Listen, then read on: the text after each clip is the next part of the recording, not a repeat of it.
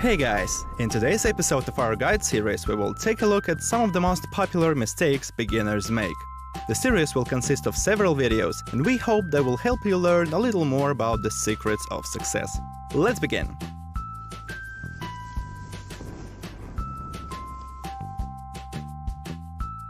So the first mistake is to upgrade all hero skills indiscriminately.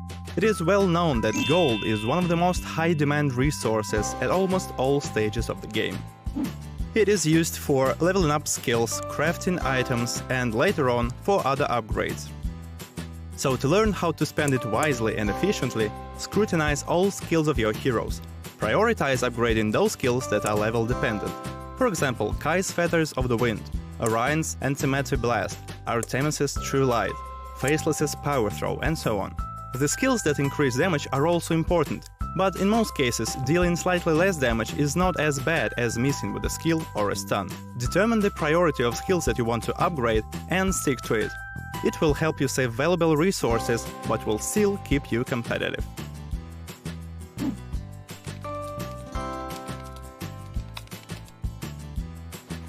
The second mistake is similar to the first one, but this time it's about artifacts. Artifacts play a crucial role in the game. Your success in the battle and in the minion as a whole will depend a big deal on how synergetic and well upgraded your artifacts are. So before leveling them up, thoroughly examine which effects they give to your heroes. Early on, when you don't have many artifact resources yet, distribute them among different artifact types. For instance, upgrade an artifact weapon for your main tank, an artifact book for your damage dealer, and as for the artifact ring, level it up evenly for all heroes. And of course, don't forget to send your heroes to expeditions and open the artifact chest to get as many resources as possible. Another tip: try to avoid using mages and physical heroes in the same team, since they won't take advantage of each other's artifact bonuses. Instead, assemble your team in such a way that your artifact bonuses are diverse. For example, for a physical damage-based team, it will be most effective to have armor penetration, critical hit chance, and physical attack bonuses available. Oh, by the way, if artifact weapons of several heroes give the same bonuses, the effects will stack.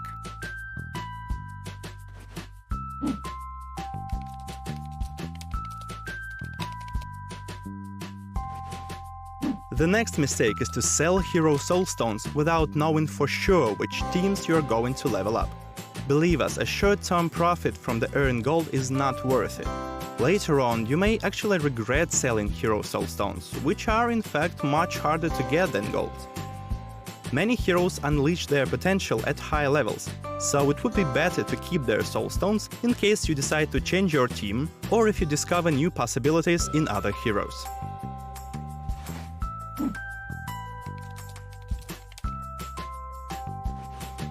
Another mistake is to use several tanks in one team. At the beginning of the game, each player gets two tanks, Galahad and Astrid. At first, using them in the same team could seem quite a good idea. They're both rather durable, and if one of them dies, the other will keep protecting the team from enemies. However, as you progress further in the game, you won't actually need to have several tanks in the same team. It would be more effective to take one tank, but a strong one, and to fill the rest of the team with heroes of different roles. It will make your team more balanced and, as a result, more effective. With that said, having several tanks at your disposal is, of course, not a mistake. On the contrary, it is a great advantage, which will provide you with more flexibility in selecting heroes, hence more chances for victory.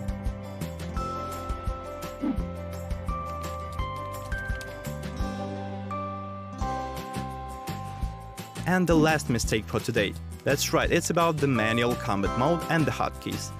Playing in auto mode is no doubt convenient, but you shouldn't underestimate the power of the manual mode and its influence on the outcome of the battle. In the arena and grand arena, you won't need this knowledge, but in other game modes, we strongly suggest that you learn to manually use hero skills correctly. With the manual mode on, you can wait for the perfect moment to use a hero's first skill, choose which skill to copy with Faceless, or which form to switch Celeste to, or maybe even not use hero skills at all and save them for a better moment. It will increase your opportunities and help you win where the manual mode would have lost. And yeah, we think the importance of hotkeys is worth mentioning too, since they also make your gameplay more comfortable and efficient. We've already covered this topic in a jokey manner. Follow the suggested video that popped up in the upper corner of the screen and learn how to become a true master of keyboard battle. And if for some reason you don't see the link to it, we will leave it in the description to this video on YouTube.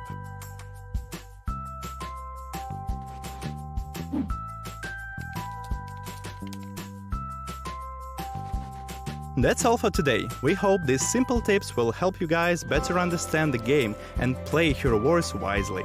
Share this video with your friends and guildmates. Give us a like if such information is useful for you. And if you don't want to miss new videos, subscribe to our YouTube channel and click the bell. In the next episodes, we will continue talking about common mistakes and revealing the secrets of success. And while we're preparing them, tell us in the comments which mistakes did you make in the beginning. Thanks for watching and see you in Dominion.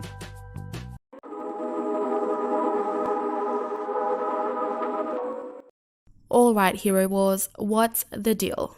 If you're using a mobile app, you're very much likely going to have ads push on you one way or another, but some of these ads are pretty misleading. In this video, we're going to compare the ads of Hero Wars to the actual gameplay. My name is Teeds and I'll be making many of these game versus ad comparisons. To save you from downloading misleading apps, please do subscribe and click the bell for more mobile game content. Okay, let's begin. Let's have a look at the ads for Hero Wars. In the first clip, we can already see that this is somewhat of a puzzle. From here we have to find a way to get to the loot of gold, a weapon, and an armor piece. You can see that he has no clothes on or gear, so we can assume that from this ad, we have to try and find a way to get the rewards for better gear. In the second clip, we now have armor, and there's also an enemy that can kill us. From this ad, we have to find a way to kill the enemy. There is also a card here to use as an attachment. This makes me believe that we'll be given various options to find the correct tools to use in each puzzle and figure out the best place to put it. You can see that he has armor, but he doesn't have a weapon. And it seems like a weapon is also what we're trying to get. The player for the ad also puts it in the wrong place, resulting in the hero dying. If the player placed it here instead, we would have had an ideal result. This makes us want to download it so we can actually do it right. If you don't know, doing things purposely wrong gives us more of an initiative to download the game. In the third clip, we have to save the princess. Now the game is giving us a goal. So why are we trying to solve the puzzles for better gear and more loot? Well, the princess is our reason. From these three clips, we can assume that the game is interactive, puzzle orientated. Our goal is to find better gear, farm gold, and save the princess. But from the name Hero Wars, it sounds like a war-focused game, which does not relate to the ads from what we can see. Taking all of this in account, let's see how the real game is. I want to add that there are real genuine communities and fans for the real games. My intention here is to compare, but not criticize the game itself. The game has over 10 million downloads and a rating of 4.3 out of 5.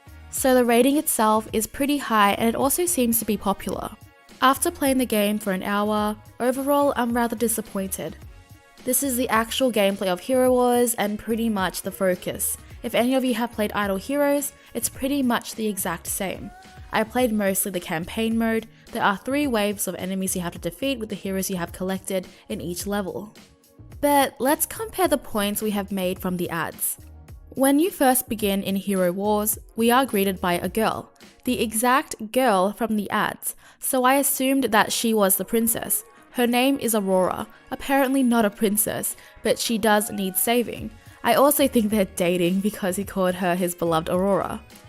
Anyway, I believe this game has 13 chapters to complete, but we actually ended up saving the so-called princess in the first chapter within 10 minutes of me playing. The goal of saving the princess was quickly demolished. I think the whole goal of the game is to defeat an archdemon and his evil army. There are also PvP battles that you can do against other real players, and you pretty much are just focusing on collecting better heroes and bettering them. So in regards to finding better loot and gear, it's there, just not in the way we wanted from the ads. However, a huge plot twist that shed a lot of hope for me.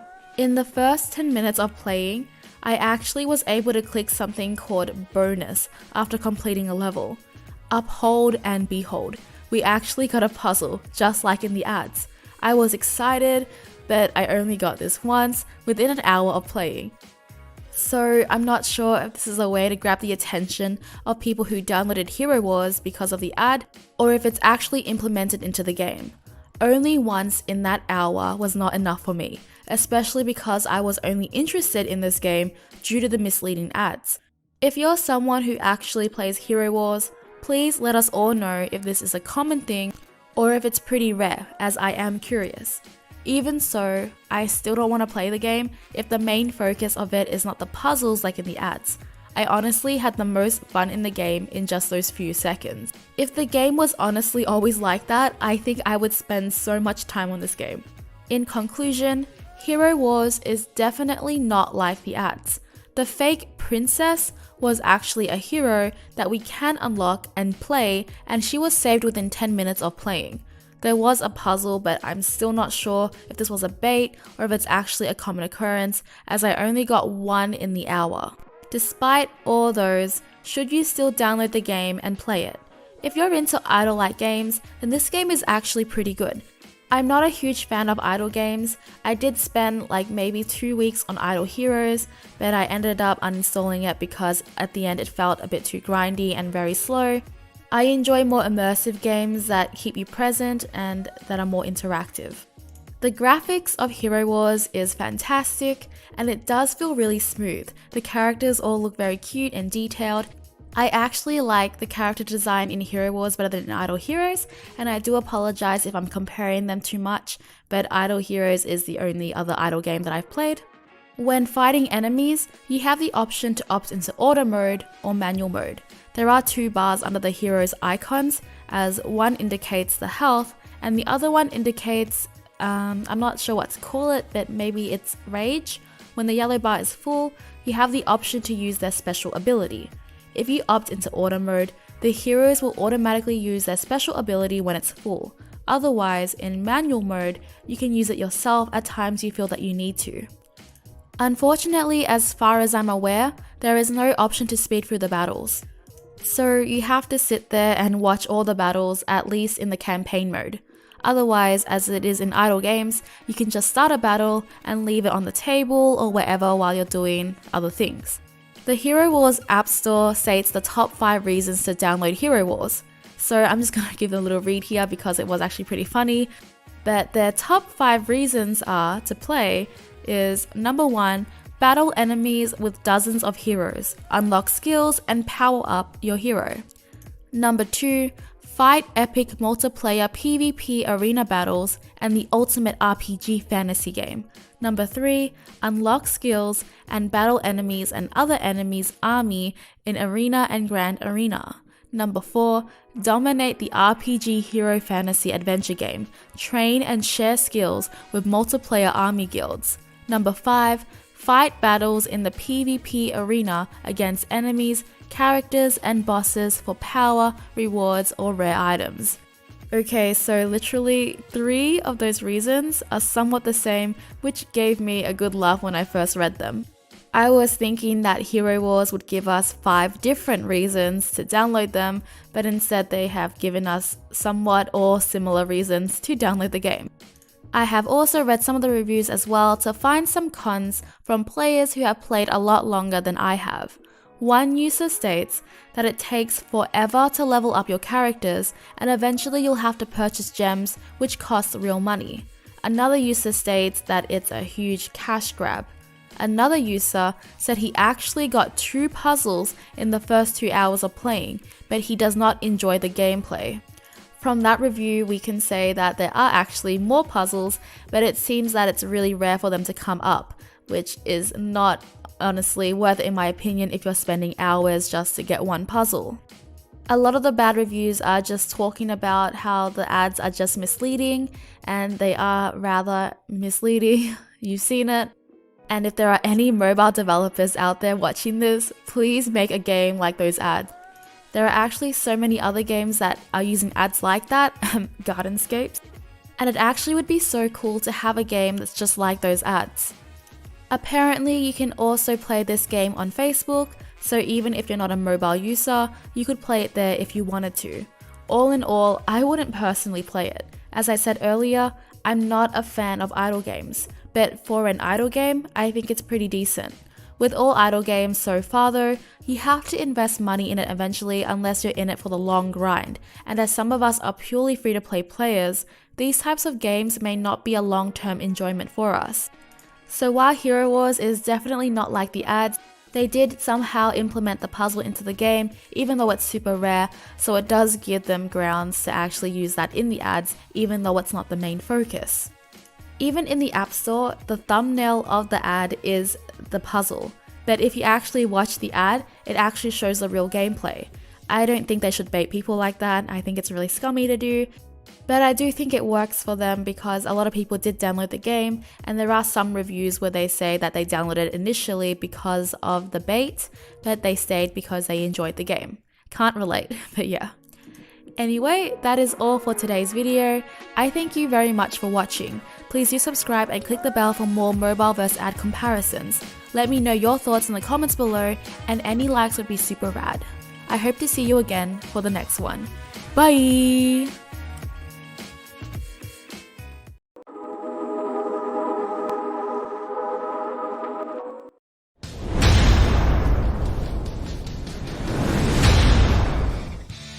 Hello everyone and welcome to Dominion. As you well know, choosing right heroes is crucial if you want to succeed in Hero Wars. That's why we decided to cover this topic in a special video series. Today we'll tell you about 3 great combos of heroes. They can increase your chances of winning the battle and earn you big rewards. Subscribe to our channel and click on the bell to never miss new videos. The first deadly pair is Lars and Krista, brother and sister. But it's not the blood that makes them special. Their powers are exceptionally synergetic. Firstly, almost all Lars's skills are based on a watermark, the one that Krista puts on her enemies all the time. Secondly, Krista can deal significant damage if she activates her first skill right after Lars drags enemy heroes together. In addition, Lars can stun his enemies, and Krista has amazing survivability, which makes these heroes very useful and efficient. The next combination is Kark and Kai. Why these heroes, you may ask? It's all because of Kark's third skill. His Deadly Tendril skill deals tons of damage to all the opponents that are thrown in the air, and Kai is the only one who can lift off the entire enemy team. Thus, all enemy heroes will be damaged by the tendrils. By the way, Faceless can also lift enemies in the air, so Kark's passive skill will work here too. Besides, Kark and Kai can heal themselves by dealing damage, making their duo extremely dangerous in any situation. Up next are 2 polar opposites of each other. Do you know why Cleaver damages himself with his second ability, Putrefaction? While it helps him accumulate energy faster, the main power of this ability is based on the synergy with Peppy's Boldness. When both skills are activated at the same time, the shield deals huge area of effect damage because of Cleaver's incoming self-damage. So you really don't want to stay close to him during this skill. That's it for today's episode. Thank you for watching. Let us know in the comments which combinations you prefer to use and why. The more to come, so stay tuned. Subscribe to our channel, like and share this video with your friends. And see you in Dominion!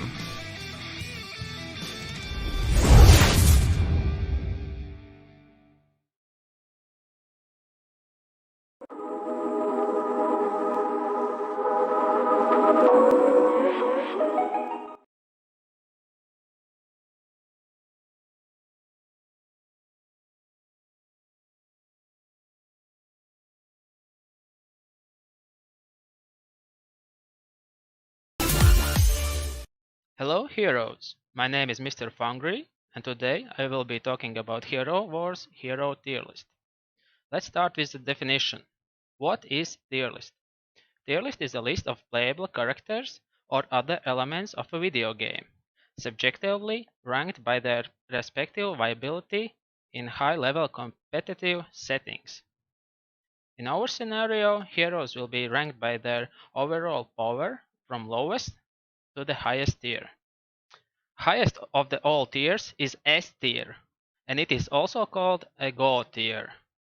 After S tier naming goes alphabetically from the letter A to the letter F. Most tier lists won't go further than F tier, since it is more than enough to rank all characters of any video game. Keep in mind that this tier is totally subjective and can be different from each of your tier lists. If you disagree with me, let me know in the comment section where would you place each hero in this tier list. So let's start from the lowest tier. And the lowest tier for us today is a D tier. In other words, D tier is a trash tier. I won't spend too much time on low tiers, since each hero lacks some kind of ability in their role to compete with other better heroes. In D tier, I ranked 11 heroes. Each of these 11 heroes can be outperformed by other heroes. Let's take for example Marcus. He is considered as a healer support type hero, but he is outperformed by any healer in the game. His violet skill, Ascension, basically don't give any usefulness for the team, while Celeste's violet skill does tons of damage and tons of healing. I don't recommend to invest in these 11 heroes. There are better heroes where you should invest in. C tier, in my opinion, is a medium tier. Heroes in this tier isn't considered as bad. They just need some tuning, or they are made for a specific reason for the game. So let's take a look at Peppy. She is a mage/support type hero. If you compare her with other mages or other heroes, she is outperformed. Ginger is early stage hero. She really shines when she activates her active skill and takes down almost all enemy team in a few seconds. As the game progresses further, she gets outperformed by other damage dealers, like Ju, Keira or Karg. I don't recommend to invest in these heroes heavily, but heroes like Thea and her heals can boost your team to advance faster in the game. Lilith and Chaba are decent tanks, but they are outperformed from tanks like Ziri, Astrid, Galadach or Cleaver. Let's don't forget about Lucas and Astrid. They are really good backline tanks, but very inconsistent. Arachne can be leveled to super level because of her early quests, which means that she is very good at early game, but she falls behind at the later stages. Elmer is a decent damage dealer and damage soaker, but he isn't the best damage dealer at any stage of the game. B tier is considered as a good hero tier. These heroes are worth to invest in, but they are not the best in the game. Each of them can shine in a specific situation. Let's take for example Ziri. Ziri is a great tank, but when she buries herself in the ground to recover health, she leaves her second line in danger. And that is the reason why she goes well with Ishmael. Ishmael can heal himself from the basic attacks, and if you invest hard enough in him, he will survive the enemy hits until Zeri comes back. Galadach is the first hero in the game. He has some solid defensive stats, good damage, and easy farmable soulstones. He can be one of your top 3 tanks.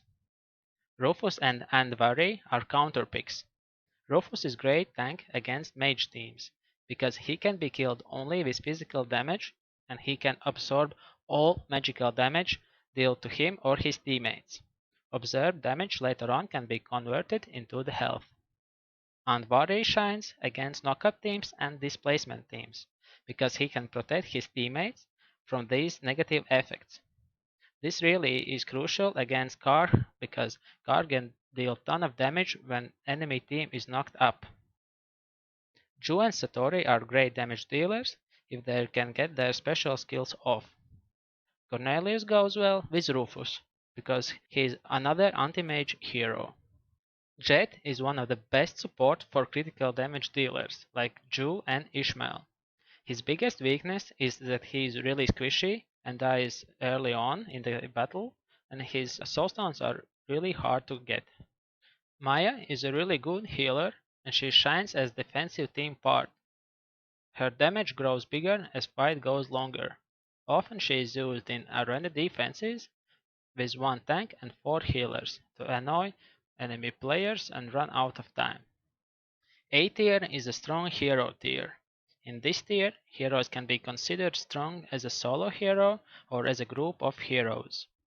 Orion, Helios, and Orion are 3 musketeers, where Orion deals tons of damage to the enemy and gives magic penetration to Helios, which Helios lacks of. Helios' job is to take down enemy heroes one by one with his impressive damage. Dorian is here to help these two to survive the battle with his vampiric aura. Lars and Krista are sister and brother. Play together, they deal tons of damage and have some good survivability. Krista supports Lars' damage because all Lars' skills are based on Watermark, the one which Krista puts on enemies all the time. These two are considered one of the best duos in the game. Another good duo is Karth and Kai. They work really good together because of knock-up damage. Karth deals tons of damage when Kai throws enemies in the air. And because of this, they are best or the second duos in the game. Depends if enemy team has Andvari in their team to deny knockups or not. As mentioned before, Celeste is one of the best healers in the game. Her all skills can deal damage or heal, depending on her form, light or dark. She deals tons of magical damage to the enemy's front line, and she can also deny all enemy healings as well. Nebula is really great because he can remove negative effects from the allies. She can deal some damage, and she can heal her allies as well, which makes her one of the best support/healers in the game. The last, but not the least, Keira. She really shines because of her ricochet blades, which can deal damage to all enemy team. She is always the best damage dealer in the fight if she can survive long enough. Make sure that you level her armor penetration first to deal even more damage to the enemies. She goes really well with Elmir because of his armor penetration artifacts. S tier is considered as a god tier, where heroes are too overpowered. Jörgen is the best support in the game. He doesn't deal much damage, but he can steal energy from enemy heroes with his basic attacks.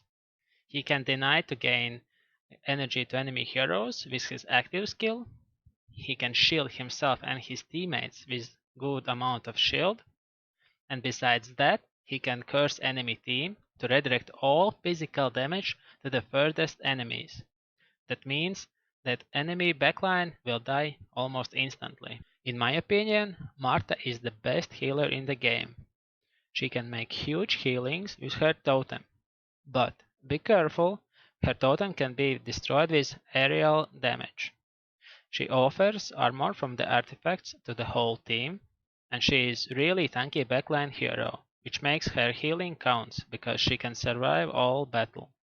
Besides that, she can boost ally speed by 250%. As many of you know, Cleaver is one of the best tanks in the game. He is extremely hard to get from the hero chest, but once you get him, invest all resources in him. He is also a legendary hero. His biggest strengths are his defensive stats, good amount of damage, synergy with Peppy, and ability to hook enemy backline heroes and bring him to the front. And the last hero we'll be talking today is Astrid. After his rework, he is considered as the best tank in the game. What makes him so special is that he is obtained early in the game, his soulstones can be easily farmed at campaign, he has some really good defensive stats, he has ability to revive one of his fallen teammates, including himself, he can shield himself and his teammates. The best ability in my opinion from Astrid is that he can take some damage, percentage damage dealt to the weakest ally, and redirect to himself.